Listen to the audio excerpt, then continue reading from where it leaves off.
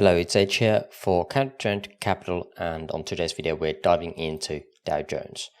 There's a couple of different variations of the counts that you see currently on screen, but we're going to be going through the main ones and seeing what is the most probable for me.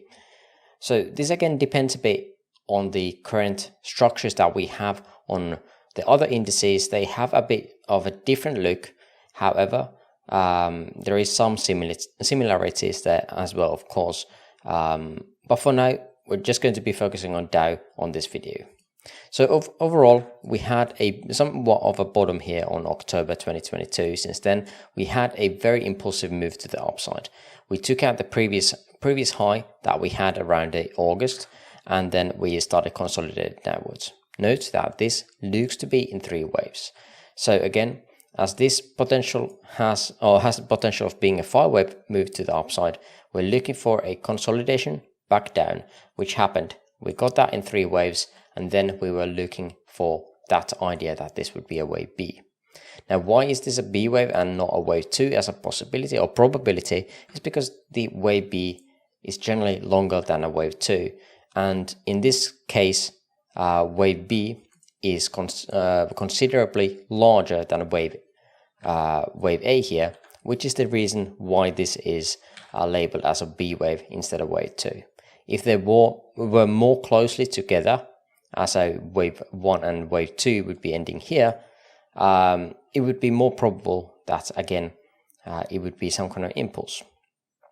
But at this point again, we came down in 3, established a B, wave B there, and then we were looking for a partner leg for this move. However, we did not get that. We only got a 3-way move like so.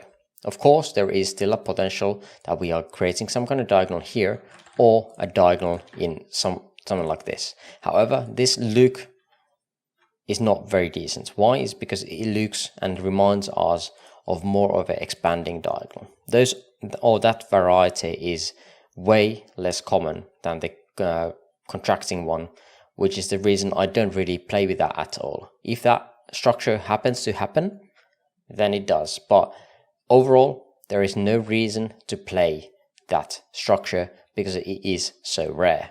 Okay, and what you see here is that again, as we came up in 3, it tells that okay, maybe wave B is not actually done, and we should be shifting it over here somewhere, and that is still a possibility, and that to me looks very decent.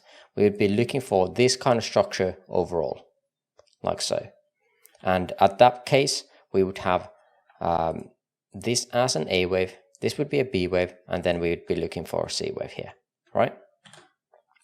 The other way of looking at this, and I still like that as at the best. So this would be a 1, 2, we'd be looking for 3, 4, 5 to end this wave B here, and this would be a minute degree, right?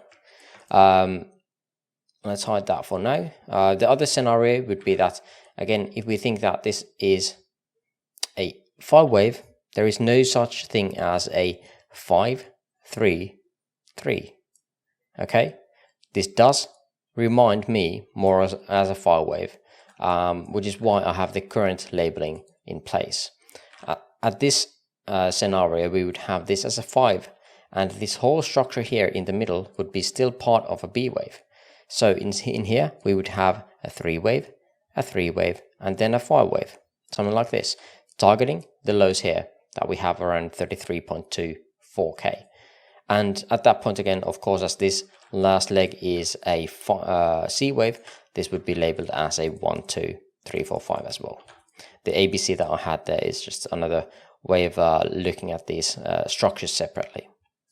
But regardless of that, I'm expecting this to come down a bit more, regardless of whether we have it on higher time frame where we have this as a whole structure like A, B, and then C, or that we have this as an A, B, C, and then we are going to be getting a partner leg here for that. And only then we would be thinking that, okay, this is the A, B, and then C. Okay, so I know that there is quite a few different scenarios to happen, but to me, the only thing that I'm interested is looking for how this structure comes down.